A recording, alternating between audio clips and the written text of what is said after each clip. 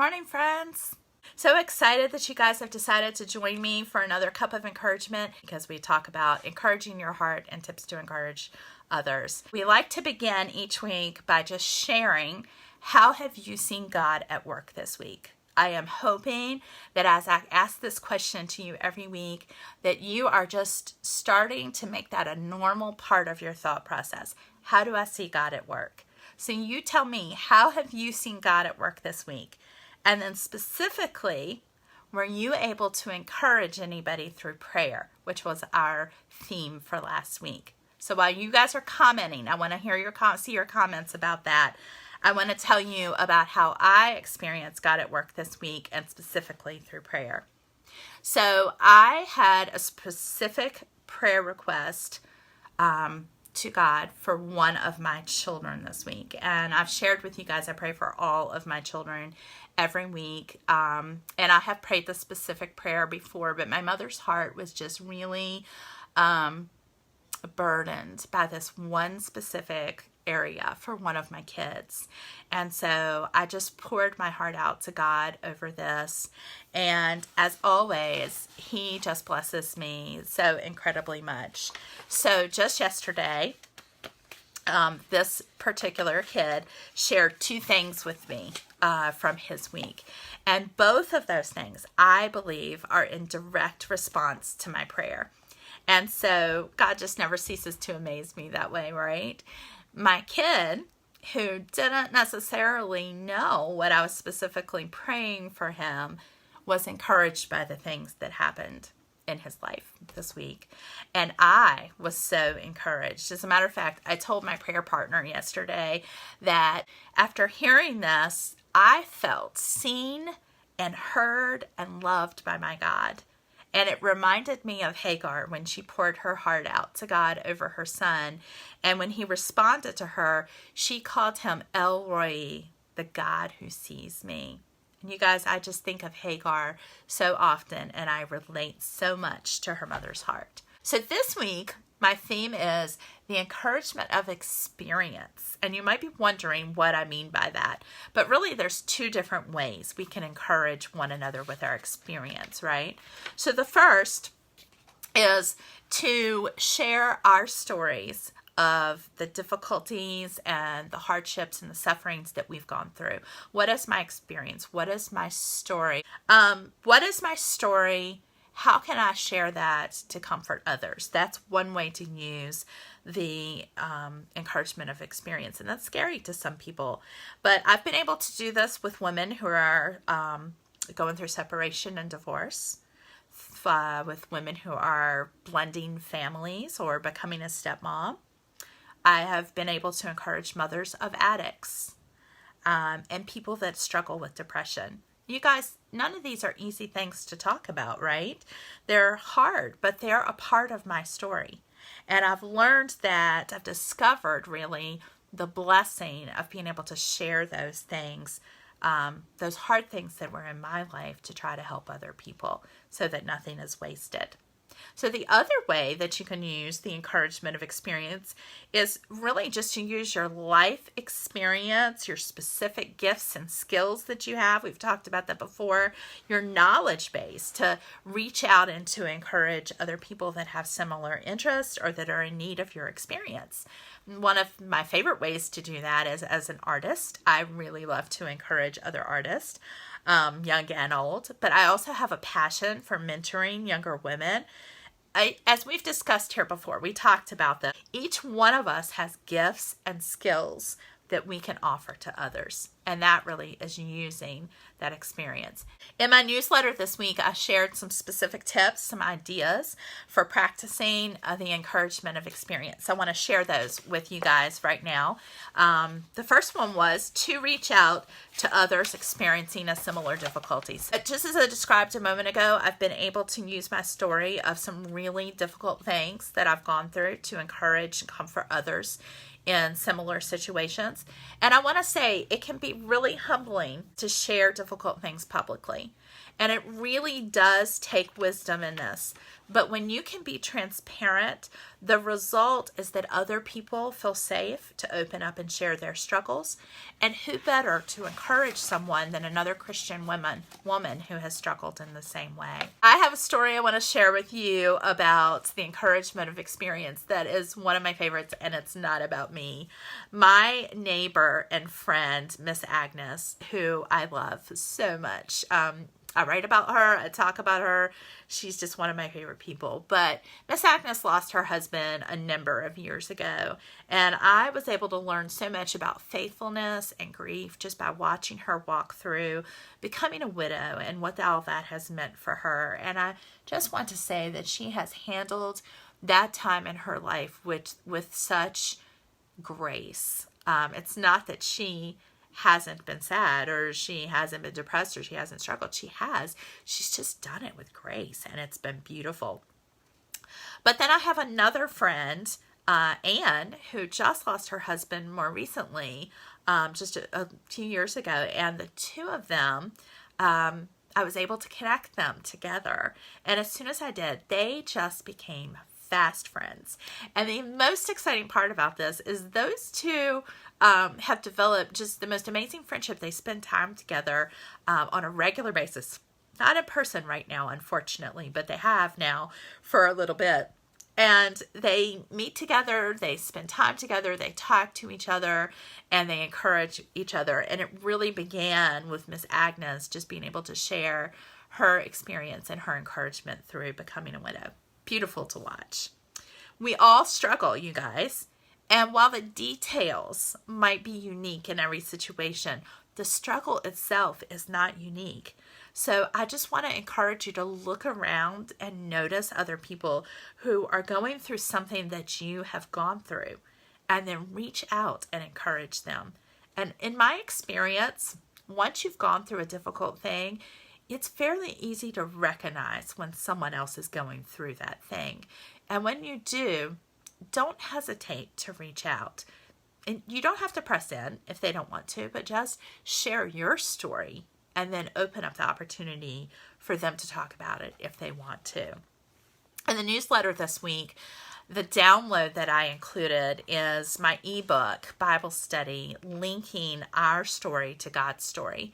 It's a 5-day Bible study and reflection journal that I'm giving you guys for free as a download, and it's designed to help you write and share your testimony. So don't be afraid by that, because you don't have to share that publicly if you don't want, but it's a great opportunity to help you just hone in on what your story actually is, and then to be able to think about how you can use that to encourage others. Another way that you can use the encouragement of experience is to reach out to others with similar interests. So I like to teach art lessons and share tips and on painting and just affirm artists in general. It makes me so happy to see people discover and use their creativity. And I feel the same about writing and studying the Bible. But what are your interests? You guys comment on here. I'd love to hear about this. What is an interest that you have? Is it gardening? Is it reading? Is it sewing? Is it cooking? What is it that is your interest, and how can you reach out to other people with similar interests and encourage them in that? I'd love to hear your comments about that. Sometimes this is an easier way to encourage people with your experience than to think about telling your story. But hey, guess what? You get in there with people with similar interests and get to know them and develop a relationship with them, and it opens up the opportunity to share your story. Another way is to reach out to younger people. You guys, mentorship. That word really scares some people. It intimidates people sometimes. But really, mentorship is just about walking alongside somebody younger and sharing life experience with them. It's a really beautiful thing. Here's what I want to say to you. There's always somebody younger than you, and you have influence, whether you like it or not. So you might as well use it for good, right? I shared in the blog post the link to a book that I've read several times that I absolutely love. It's by Carol Kent, and the title is Becoming a Woman of Influence. It's a wonderful book. I'd strongly recommend that you read it. One of the recommendations that she makes in that book is in your church, just take notice of the younger women, the teenagers, and the girls that are in your church. Learn their names and then speak to them. Just say hello. Really, the opportunities for encouraging people and for mentoring others begins with being available and letting them know that they're seen. And that's a really easy way that you can get started with this. If you're not part of a church body, then I would encourage you, wherever you are in your life, just take notice of people. Call them by name and just let them know. Smile at them. Let them know that you're available and you're a person that they can talk to. All right, the next thing is to reach out to people with less experience. So you guys, you don't have to be older than somebody to mentor somebody. Sometimes just reaching out to somebody with less experience is just as valuable. So this could apply in a work situation. It could be in faith.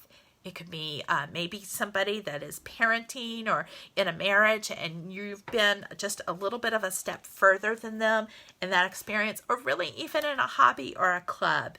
Your experience is valuable to those with less experience. So I wrote in my blog post about my friend Kelly, who's on here today, and how she used her experience in house painting to really walk alongside and encourage and advise me when I was renovating my rental house. It's not that I haven't painted before, but that was a really big project to take on. And Kelly just has a great knowledge of the tools and the types of paint and how much paint to use and buy and all of those things. And so I felt more comfortable and confident taking on a big project like that because I knew Kelly was just a phone call away and she was helping me with her encouragement of experience. And the last one is to reach out to others that need your skills. So I like to say that my husband Jerry can fix anything, and I really believe that. But when he does come upon a project that he doesn't feel as comfortable about or he's unsure about, he turns to his friends and that have those skills, right? And we just have enjoyed and been blessed by friends that are mechanics and plumbers and farmers and so many more. And you guys, as we have talked about over and over and over again, every one of us has skills. Every one of us has gifts that we can offer to help encourage other people. So I want to hear from you. Please tell me first, how do you feel about telling your story? You can just say thumbs up or thumbs down. You could give me a heart, however you want to say. How do you feel about sharing your story? And then second, how have you been able to use your experience to encourage others? Okay, so now that we've talked about encouraging others, I want to offer something to encourage your heart. So here's a brief recap of my blog post from this week. So Monday's post was the sweet reward of fighting the fear of failure. A lot of words. It was a lot of words, but they're good words, I think. How often, you guys, do we miss opportunities to encourage others because we're afraid that we will fail?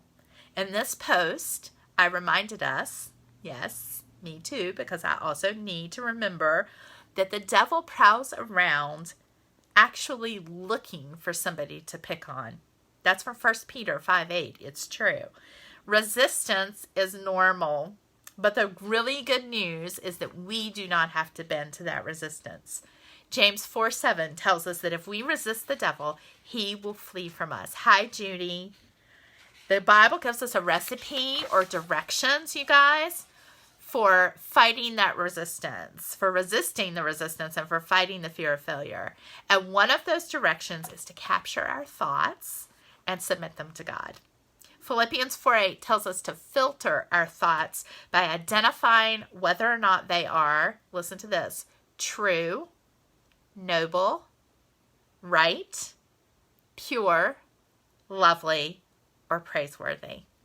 And then he promises us that God will give us peace.